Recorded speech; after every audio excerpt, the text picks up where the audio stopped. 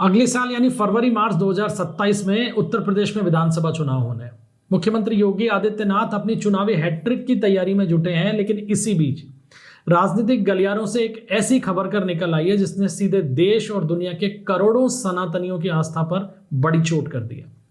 दरअसल समाजवादी पार्टी के मुखिया अखिलेश यादव ने एक सनसनीखेज आरोप जड़ दिया है जिसने पूरी यूपी की सियासत में भूचाल खड़ा कर दिया है। आरोप है कि अयोध्या राम मंदिर के चढ़ावे में करोड़ों रुपए की चोरी हो गई है।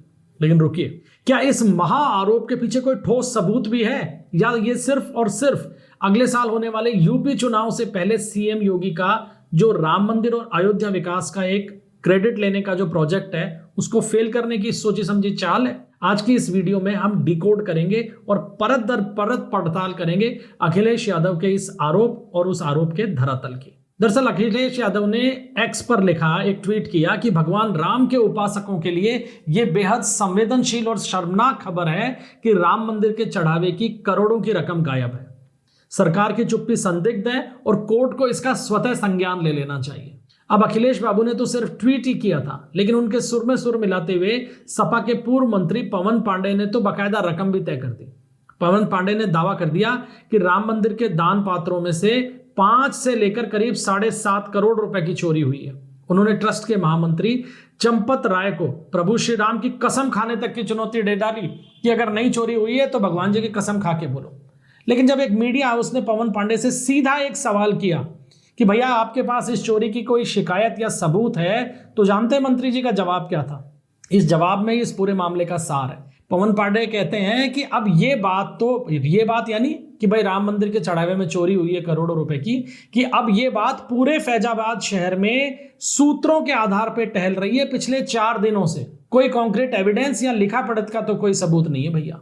अब देखिए कैसी स्थिति है हमारे देश के नेताओं की कि देश के सबसे संवेदनशील मुद्दे पर, करोड़ों लोगों की आस्था के प्रतीक पर आप 7.5 करोड़ रुपए की चोरी का आरोप लगा रहे हैं, और आपका आधार क्या है? वो बात जो बाजार में टहल रही है पिछले 4 दिनों से। क्या एक पूर्व मंत्री को इतनी हवाई बातों के ऊपर इतना बड़ा आरोप लगा देना चाहिए? लेकिन लगा दिया। अब सवाल उठता है कि असली दर्द क्या है। दरअसल अखिलेश यादव ने यह मुद्दा अभी क्यों उठाया? इसके पीछे है यूपी चुनाव की क्रोनोलॉजी। अब समझिए इस क्रोनोलॉजी को।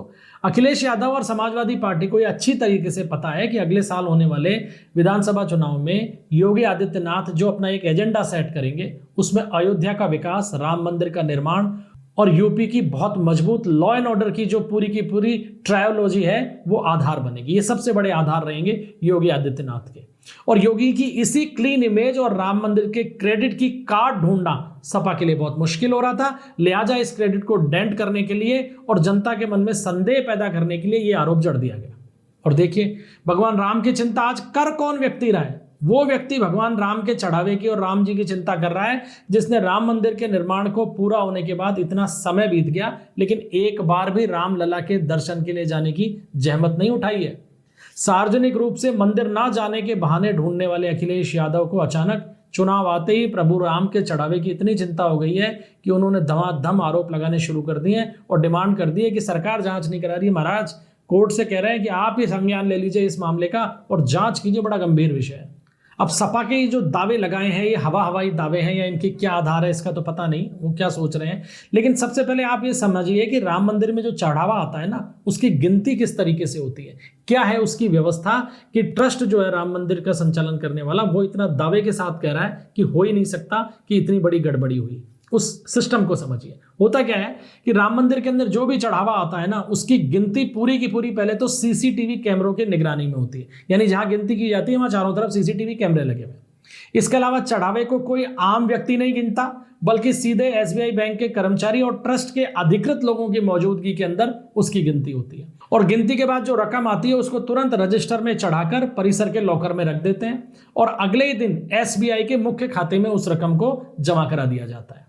और सबसे बड़ी बात यह है कि इस पूरे चढ़ावे और खर्च का जो ऑडिट है इसकी जिम्मेदारी देश के सबसे प्रतिष्ठित आईटी और कंसल्टेंसी कंपनी टीसीएस को दी गई है और वो बहुत बेहतरीन तरीके से इस काम को संचालित भी कर रही है।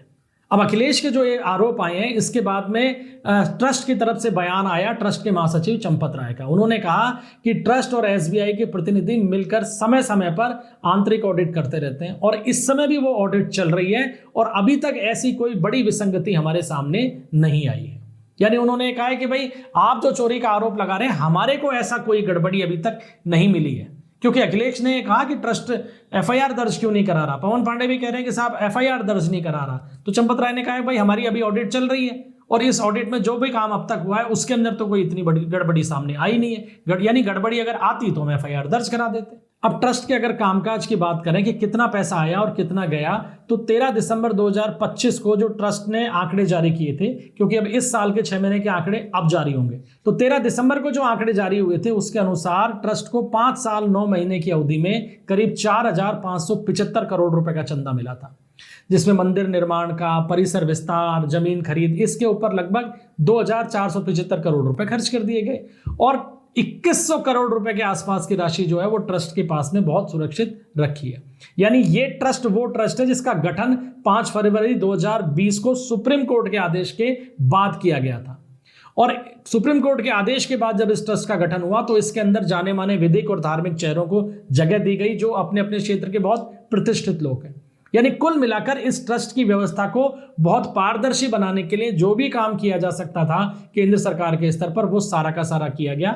लेकिन अब इस पारदर्शी व्यवस्था पर सिर्फ चुनावी फायदे के लिए कीचड़ उछालना कितना सही है, इसका आकलन तो आपको करना है।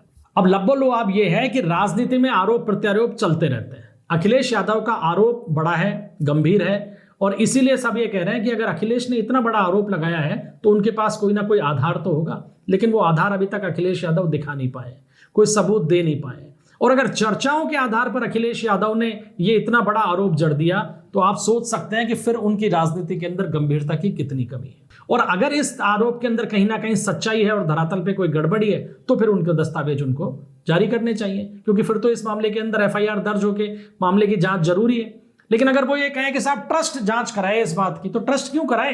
अगर ट्रस्ट ऐसे ही आरोपों के ऊपर जांच कराने लग जाएगा तो एक दिन के अंदर 75,000 लोग आरोप लगाएंगे कि ये पैसे खा गया, ये पैसे खा गया, तो ट्रस्ट यही करता रहेगा, कोर्ट यही करता रहेगा कि आपने आरोप लगा दिया, साहब कोर्ट संज्ञान ले ले। आप तो दिन में 75 आरोप लगाओगे तो कोर्ट 75 मामलों के संज्ञान ले ले।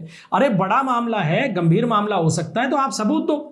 और अगर आपके पास सबूत नहीं है तो इस तरीके का मतलब बचकाना बयान आपको जारी नहीं करना चाहिए। सिर्फ हवा में टहलती हुई बातों के दम पर इतने बड़े मंदिर, सनातन आस्था के प्रतीक जो राम मंदिर है, और उसके ट्रस्ट पर अंगुली उठाना, यह साफ तौर पर बताता है कि यूपी चुनाव की घबराहट में विपक्ष अब किसी भी हद तक जाने को तैयार है। अखिलेश यादव को लगता है कि वो इस दांव से योगी आदित्यनाथ को घेर लेंगे, लेकिन बिना सबूत के लगाए ये आरोप उल्टे उनकी ही साख पर भी सवाल खड़े कर रहे हैं। अब आपको क्या लगता है, आप क्या सोचते हैं? क्या ये सब ड्रामा जो है आगामी यूपी विधानसभा चुनाव को ध्यान में रखकर किया जा रहा है, या वाकई में इन आरोपों में कोई सच्चाई हो सकती है? कमेंट सेक्शन में अपनी राय जरूर दीजिएगा। वीडियो अगर पसंद आया हो तो लाइक कीजिएगा, शेयर कीजिएगा और चैनल को सब्सक्राइब करना मत भूलिएगा। मिलते हैं अगले वीडियो में, तब तक के लिए इजाजत दीजिए। जय हिंद, जय भारत, वंदे मातरम।